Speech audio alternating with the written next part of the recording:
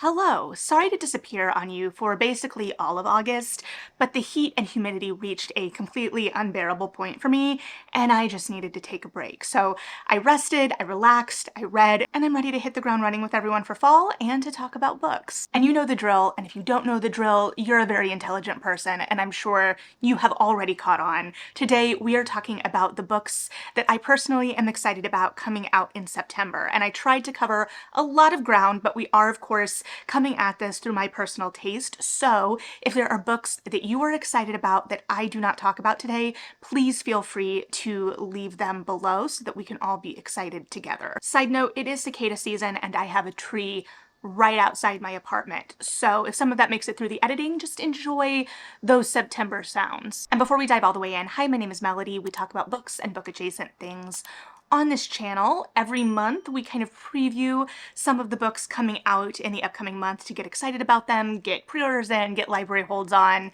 and to just be aware of what is coming out. And if any of that sounds of interest to you, go ahead and like and subscribe and hang out a little longer. Also, side note, in context of having been gone for a month, I do have my Instagram and TikTok linked below as well. They are very small accounts, but if you ever are like, where did she go? The odds are that I might still be active on those accounts to whatever degree. All right, with that, let's jump into the new book releases for September 2nd. I'm going to try to be a little bit tighter today to go a little faster, so we'll see how I do with that. We are starting off strong with a very anticipated release, Wild Reverence by Rebecca Ross, which is a standalone fantasy that is in the same universe as her Divine Rivals duology, which I just finished in this interim. I finally got around to Ruthless Vows. If you remember, if you've been around for a second, Divine Rivals was one of my favorite books of the year it came out, and then I just was delayed in getting to the sequel. So I'm excited to see how this ties into that. It seems to be about the gods and the mythology that we brush against in Divine Rivals. I've seen some people online speculating, well, I've seen reviews already, but I haven't actually listened to them because I want to go in fresh. So there may be more information about the world building out right now than I have personally in this moment. But I've also seen some great theories and speculation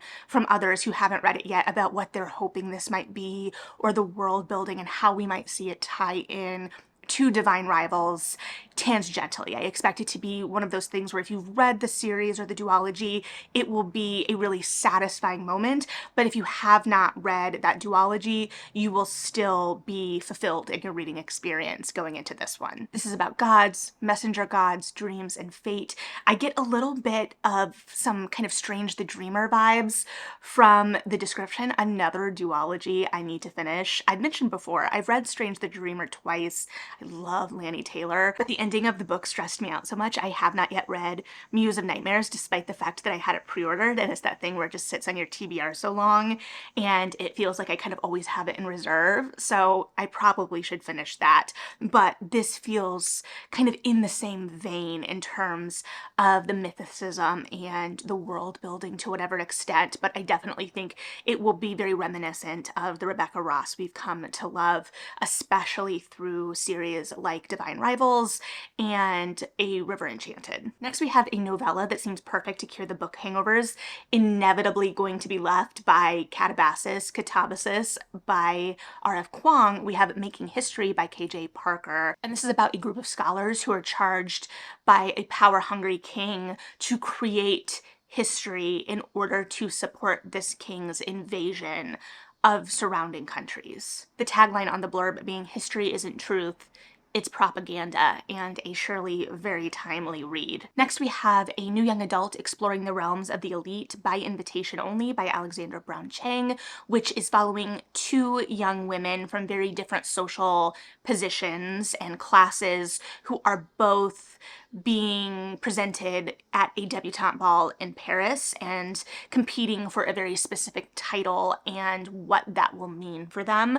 Very much kind of Gossip Girl vibes, to throw it back. For me, the blurb comps it to American Royals and Better Than the Movies, which are surely more timely comp titles for current young adult readers, but does feel in some ways, in terms of the description, like a return to some of the young adult I came up on in terms of that contemporary world exploration that allowed us to kind of explore the lives of the rich and the famous in a way that at least I never had access to in my daily life. Next, we have what is being billed as a dark fantasy, A Land So Wide by Aaron A. Craig, author of House of Salt and Sorrows. This is about a young map maker who grows up in an isolated community that is protected by a number of warding stones and keeps the monsters out and also keeps people in. But one day she watches her longtime love chased out of the protection of the community by a monster, and in her quest to find him, she learns more about the outside world and what the truth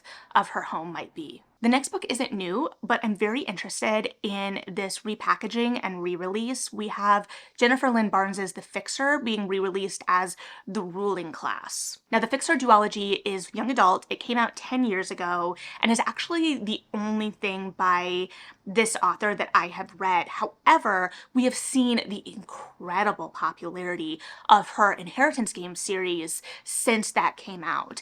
And The Fixer was very much packaged at the height of like the scandal moment. It was very much speaking to the moment it came out, like you should. And we talk somewhat about the repackaging of young adult, the kind of cover evolutions, meeting new generations of reader where they are. And so I'm very, very interested in this re-release 10 years on of this book and a return to this book where the author has had all this other success. So it makes sense to repackage the book to kind of meet some of her more current audience and current young adult readers. But I'm very interested in the new title as well. Again, The Fixer feels very of a moment. I like the title. I think it makes sense within the context of the book, which is also of a moment. So I'm interested to know if there's any other changes in this book. I might need to revisit. I don't know. I did love the first one. Like, the first one was a 5-star read for me, and the second one wasn't as good as the first one to my recollection. It was still worthwhile, but I remember there being a twist that I can't remember that frustrated me, but I really enjoyed The Fixer. So I'm very excited for the opportunity for a new generation of its target audience to discover it in a new way, but just the kind of framing of it being so different is really interesting to me from a nerd angle, and I'll be interested to see if that is talked about at all online as we see this re-release coming out. Okay, moving on to September 9th, we have The Maiden and Her Monster by Maddie Martinez, which is a dark fairy tale following a healer's daughter who makes a deal with a priest in order to save her mother to find and bring back a monster. But all she finds is a disgraced golem who she starts to develop feelings for. This is supposed to be rooted in myth and folklore, and our main character is venturing into the woods to start her journey. And the woods of myth and folklore are my favorite type of the woods as liminal space, so definitely interested to see what this is. Next, we have a new historical romance perfect for those readers seeking a little diversity of class in their historical romance. Is This Real or Just Pretend by Emily Sullivan. This is following a young woman, Alexandra, who devises a plan to get on the good side of some of the board members of her father's company in order for her to be more active in the business by faking a courtship. And she enlists Lucian, the son of their family's chauffeur, who had left home to make his fortune, and he is returning home seeking investors because his business partner ruined the business. And so he agrees to these terms, but does the courtship remain fake? Next, we have the newest from Rachel Harrison, Play Nice, which is about an influencer who grew up in a haunted house or a possessed house and is forced after the death of her mother to return to this possessed house. And while her sisters only see trauma and baggage in this house, she sees an opportunity for a series on a renovation. Except as she is spending time in this house and being forced to confront her memories and her past while also reading the book that her mother wrote about this possessed house for the first time, she begins to wonder if maybe it wasn't as made up as believed. And then, in a surprise to me, because I did not see this on the radar, The Secret of Secrets by Dan Brown. Yes, we are getting a 6th Robert Langdon novel. Now, I have not read the last Robert Langdon origin, but I have read a lot of the Robert Langdon. I came up in the 2000s. I read the Da Vinci Code in biology class, and it's interesting because there is a part of me that kind of balks at it a little bit, mostly because it seems like we are getting yet another completely different love interest. Robert Langdon is definitely from a generation of thrillers where there is a new love interest every book, and I just have to accept that along with the Mickey Mouse watch. However, I'm very interested in the particular moment we're exploring and when Robert Langdon chooses to return. It doesn't say it directly in the blurb, but it does mention the concept of consciousness. And as usual, we are going to have this kind of tension between science and mythology and folklore and how all of these stories kind of come together in the modern moment, it seems. And so my deduction from this is that we are going to be tackling the idea of AI to some degree in this, even if not directly head on. I feel like that is the kind of impetus of this, having just read the blurb. So very vague thoughts here. I don't know. I haven't read Origin because honestly, I wasn't interested at the time. So I don't know if I need to swing back to read that one. The thing is with the Robert Langdon novel, they kind of stand on their own. So I can probably skip to this one. I don't know. I'm going to be very interested to see the buzz around this as well, because this is a kind of legacy series in a lot of ways, releasing in a much different literary environment than the first novels came out in. The Da Vinci Code was a juggernaut. I don't have to tell you that. But I don't think we've seen a Robert Langdon novel post the rise of book talk. And so it's going to be a much different environment that this is coming out in. And I think it's going to reveal some of the fissures in like book spaces online versus the larger reading community, because there are libraries across the country, I'm sure, that still have Dan Brown on standing order for anything that comes out. And there's going to be name recognition there. However, how is that going to translate to spaces like Bookstagram and Book Talk and even BookTube? I'm very interested in this for a multitude of reasons, and I'm going to be keeping my eye on if there's conversation around this book and what the conversation is, if so. Speaking of AI, unfortunately, we have a new nonfiction title, The New Age of Sexism: How AI and Emerging Technologies Are Reinventing Misogyny by Laura Bates. This seems to be exactly what it appears to be, and I don't think there's any question that there has been a noticeable increase and rise of misogynistic content and the kind of mainstream centering of a lot of misogynistic ideas, especially in online spaces, over the past however many years. And part of that is social and the kind of retraction of progress, right? You have these bursts of progress and then there's these retractions. But I think that there is an exacerbation that we have seen through content online, through AI, the kind of exploration of how AI systems are being trained and what they're being trained on, how a lot of these prejudices are baked in to that technology and what that means. And I think that that is going to be exactly what this is exploring, hopefully through a suitably intersectional lens, because I think that there is a lot of important intersectionality in this conversation, but going to be very interested to see what this says, even as I'm a little bit terrified of it. Speaking of terrifying, we have a couple of scary or at least spooky books to round out the release day. Starting with the less scary of the two, we have Ghost Business by Jen DeLuca, which is the second in her Boneyard Keys series. The first one of that series being Haunted Ever After, that came out last year. And this book is following Sophie, the tour guide from book one, who leads haunted tours of Boneyard Keys, which is a notoriously haunted town. And this time she is coming in contact with essentially an upstart, a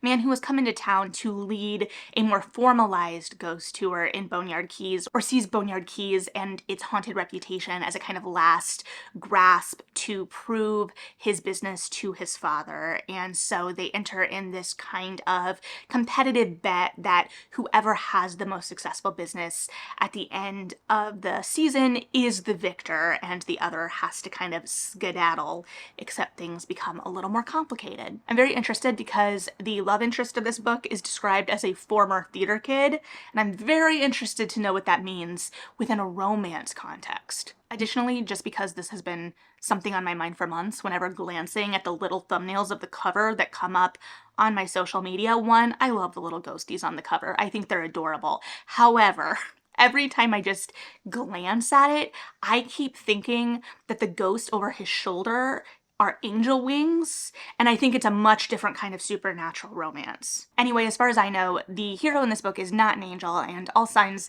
in the blurb point to only ghosts. And then finally for the ninth, we have The Macabre by Kosako Jackson. According to the blurb, this is his adult debut. I have not been good about keeping up with his books, though they always seem interesting, but this one in particular, which is dealing with a kind of gothic, dark side of art and art history, and according to the blurb, time travel and globe-hopping adventure, art history, and dark fantasy about magical paintings, and the lengths people will go to collect them, destroy them, or be destroyed. I'm interested in this for a multitude of reasons. It's giving me a potentially kind of picture of Dorian Gray kind of vibe, in that these paintings have supposed eldritch abilities.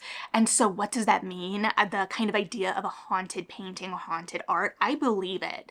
I believe this. I've seen some creepy paintings, and I'm not just talking about the sad clown, but I think that there is so much opportunity, or this concept is so ripe for a lot of really interesting conversation, as well as just really creepy and cool mental images.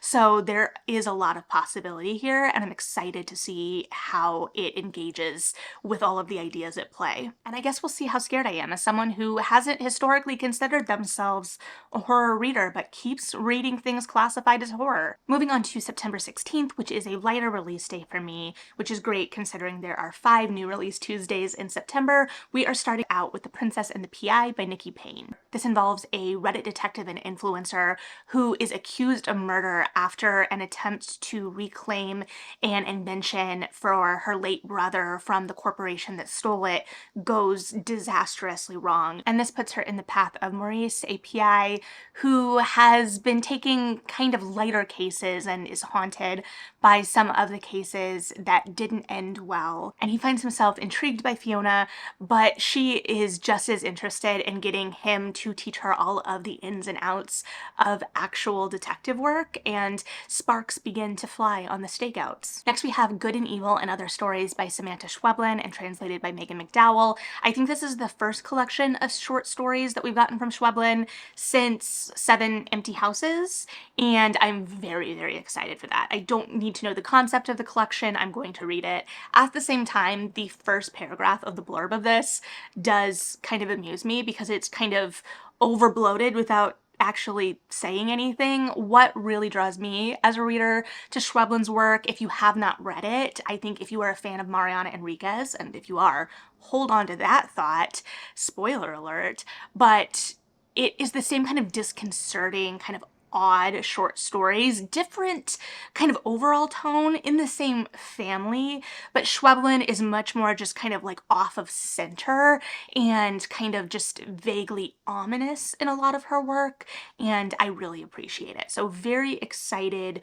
for this and to see what the kind of thematic overarching impetus of this collection is. And then finally for the 16th, we have what I believe is a debut romance, The Austen Affair by Madeline Bell, which is a time travel romance, but a time travel romance more a la Lost in Austen, this time through the lens of Northanger Abbey, which I think is perfectly primed from the body of Austen's work to have a kind of supernatural element to it, where we have 2 rival co-stars in an adaptation of the novel, an upcoming adaptation, who are not getting along, and they find themselves suddenly thrust back into the Regency. It does not seem like they are being thrust back into the novel specifically like in Lost in Austen, but still very much ripe for similar kind of explorations. I have been noticing a trend. We had that like hockey time travel romance that came out last year or the year before. I have not read it or finished it. I think I started it. But noticing we are getting a kind of sprinkle of time travel romances back in the mix, but much more on the rom-com side of things. I'm also interested because this is following 2 feuding co-stars that seem to have very different approaches to the work, and there is some resentment from the hero of the novel, who is a method actor, which I have my own feelings about, including what method acting are you doing for a Jane Austen? But nevertheless, sounds like a fun time, and we will see if it pulls it off and how it interacts with the Jane Austen of it all. Moving on to September 23rd, first we have Never Ever After by Sue Lynn Tan, the second Sue Lynn Tan release of the year, which is seemingly the start of a new young adult series. And according to the blurb, this was inspired by both Cinderella and Chinese folklore, so we'll surely still have those fantastical, mythical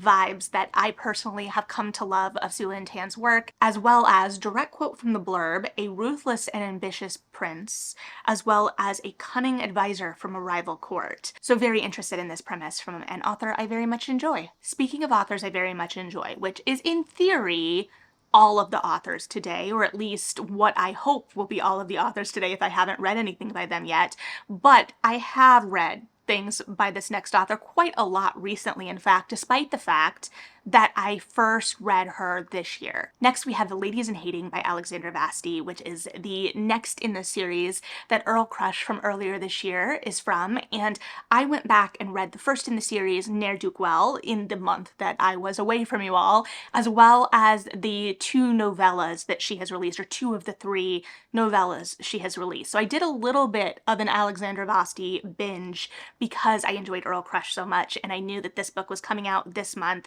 In fact, I do have a digital arc of this book, and ideally, hopefully, we will be circling back to talk about it in a feature Friday. I'm very excited, particularly because this is following Georgiana, who we know from Earl Crush and Ne'er-do-Well, so I am glad I swung back to that first book to kind of have the overarching trajectory of Georgiana's character, but we know her as a Gothic novelist, and I love a Gothic novel, and this book has her facing her rival Kat, who Georgiana is convinced is plagiarizing her, and also happens to be their family butler's daughter. I don't think at the beginning of the book that Georgiana knows the connection or knows who this mysterious writer is, but she will surely find out over the course of the book. And in the midst of this confrontation as well, they find themselves locked, or at least contained, in a potentially haunted Gothic manor together. So ripe for shenanigans of all sorts. Then we have Thief of Night by Holly Black, which is the sequel to Book of Night, which came out many years ago, and this mostly serves as a reminder to myself that I need to read Book of Night, which I have not yet read. Next, continuing this year's love affair with knights and medieval imagery that is far from over, we have The Second Death of Locke by V.L. Bovalino. I've been hearing a lot of great rumblings about this book, which is following a woman who has dedicated her life to her mage, and she would give of herself in a multitude of ways if only asked. But when their mission to protect a child of a rival kingdom goes somewhat awry, it puts them in harm's way, and it forces both of them, Gray, our knight, and Kier, our mage, to face the secrets of Gray's past. Next, we have the surprise continuation of Mona Awad's Bunny with We Love You, Bunny, which is billed as both a prequel and a sequel. It follows Samantha from the original book many years down the line after she has just published a critically acclaimed novel, and then she is captured by the writing group from the first book and held at Axe Point as they recount their experience and tell the story from their point of view. Frankly, it sounds just as unhinged as Bunny, and isn't that what we want? Then we have the highly anticipated conclusion to the A Tempest of Tea duology by Hafsa Faisal with A Steeping of Blood, where we are returning to White Roaring after the events of A Tempest of Tea and catching back up with Arthie and the gang. I have ships I'm invested in on this one that I'm not 100% confident in how it's going to end up, so I'm very excited to finally get some answers here. Or maybe I'm just assuming I'll get some answers. I guess we'll find out. Speaking of answers, we are also getting 107 Days by Kamala Harris. And I feel like this book is going to make me emotional. I will probably do this on audio. I'm hesitant in the same way that I am with a lot of big events that loom large, big historical events. I still have a lot of grief related to the last election. I have a lot of grief related to both 2016 and 2024, and casting my votes for women both times optimistically, enthusiastically, and watching things move in a different direction. I'm very interested in what this book has to say and what we're going to get from it, even as it still feels like we're very close to the events to not really have the scope of it, but I still think there will be a lot of revelation here, and if nothing else, I'm sure it was incredibly cathartic to write about a very specific moment in history and something that was very unprecedented in a lot of ways. And so I'm interested to hear the workings of that in a lot of ways as well. All right, finally moving on to September 30th, we've got 6 books left, and I feel like I've been doing a pretty good job at keeping my word on being a little more concise this go around. So let me know what works best for you in terms of my rambles or trying to be a little bit more to the point. But we are starting off the release week with a highly anticipated historical romance. For me, we have The Earl That Got Away by Diana Quincy, which is the second in the Sirens in Silk series. I was beginning to worry that we were not going to get another book in this series, so I have had this pre-ordered basically all year. I'm so excited. This is a Persuasion retelling, or at least inspired by Persuasion and the second chance romance of it. I really enjoy Diana Quincy's work, and so I'm very excited to see what exactly we're going to get here. Based on the source material, I'm going to assume a lot of angst, a lot of longing, a lot of pining, which sounds right up the alley of many people, many romance readers I've been seeing on social media lately, so definitely keep this one on your radar. Keeping on the train of historical romance, we have a new Christina Britton, the start of a new series, To Heist and to Hold, which seems to be right up the alley of readers who enjoy the Hell's Bell series from Sarah MacLean, the ongoing series, though I have not yet read my digital arc of this book, so I cannot confirm or deny, but the connective tissue of this series seems to be the Wimpole Street Widows Society, which leads me to believe we will have some more widows in this series. But we are following Heloise, our protagonist, as she is charged with infiltrating a gaming hell. So all my bells are ringing, to kind of get to the bottom of some of the perceived and rumored corruption in this gambling den. Meanwhile, Ethan, the owner of Club Dionysus, has been working very hard to clean up the club after the betrayal of his brother, and so he decides to entertain Heloise, but are either of them playing all of their cards? I'm really intrigued by this for all of the reasons you would assume, as well as the potential for an outside antagonist here is very high, so stay tuned. Next, staying on the historical romance train, I don't know why so many historical romances like to release toward the end of the month. I'm gonna need to track this to see if this is a more consistent trend or just a kind of offshoot anecdotal observation that's not actually rooted in the data. Either way, we're getting the second in her Heirs and Spares series, The Scots Seduction. I still need to read the first one, though I did get it in a recent Kobo sale, so I need to swing back for that. But this is following Drusilla, who is intent on staying independent despite her occasional dalliances in romance. And Murdoch approaches Drusilla with a deal. If she helps his niece with her entry into society, Murdoch will help ensure Drusilla's independence. And things surely get more complicated from there. Next we have I Am You by Victoria Redel, which is a historical fiction set in 17th century Amsterdam following the life of Dutch Golden Age painter Maria van Oosterwijk, and it seems to be particularly setting up explorations of gender and expectation as we are following not only Maria as she goes to study under a famous painter, but also her companion Goethe, who originally joined the family as Peter in order to establish her place, and looking at their companionship over the years and societal explorations. Will this fill the void for those looking for another girl with the pearl earring?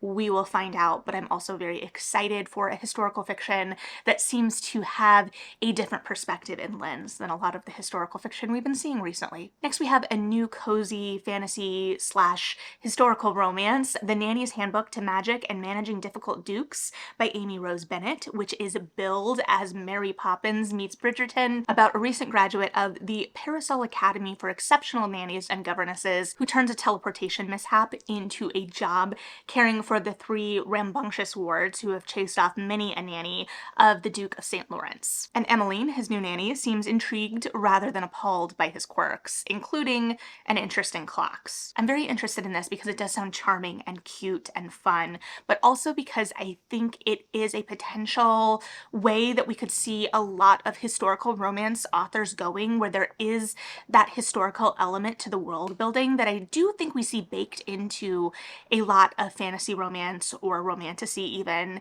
and it being a way to still engage with the genre as it's in this kind of flux. I don't know. I'm going to keep my eye on it. It is very much in vein with other authors like Freya Marsk that we've seen before. And even if we want to go clear back to maybe even like the Parasol Protectorate, even though that was much more steampunky and more of a running series rather than a contained romance. But still, I'm interested in where this is going to go and how it's received. And then finally, for the 30th and the month, I have the excellent news that we do not have to go another year without a Mariana Enriquez, because we are getting Somebody is Walking on Your Grave by Mariana Enriquez. However, this is a new direction from her work, as it is a memoir and exploration of cemeteries and graveyards and folklore rather than short stories or a horror novel, though in a similar conceptual realm, especially as the impetus for this novel was born of real life horrors regarding a friend's parent who was disappeared by the military dictatorship and was later discovered in a communal grave. And from this, Enriquez was inspired by cemeteries and the lore around death and dying in cemeteries and how we lay people to rest, and visited a bunch of cemeteries across the globe as well. And so I'm very interested in this kind of cross-cultural look. I also think it will align with books like Colin Dickey's Ghostland or Smoke Gets in Your Eyes, this kind of grappling with both the realities of death and the stories we tell ourselves about death. Very interested. Also very excited because I think I'm going to be able to pitch this to my book club, because we like to go back and forth from fiction and nonfiction, and this is definitely in the vein of nonfiction that we like to read, having read both Ghostland and Smoke Gets in Your Eyes in book club. And we've also previously read Things We Lost in the Fire, because of course we have. It's my book club. So I definitely think I'm going to be able to pitch this one to book club. And either way, I'm very excited about it because I am a Mariana Enriquez super fan at this point, and I'm very excited to read a new kind of writing from her as well. I'm a little nervous about it too, right? Because I've fallen in love with her work so much, and it's a particular kind of work, but very, very excited because this is exactly the kind of nonfiction and essay that I eat up. This kind of look at larger societal and cultural norms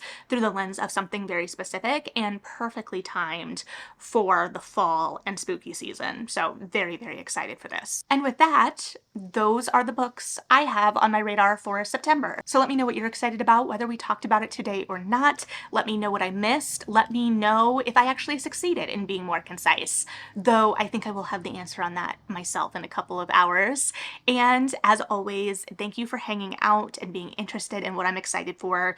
Like and subscribe if you feel like it. I also think there might be a new YouTube feature, so if you feel like playing with it, have at it. But thank you for being here. Read something good, and yeah, bye.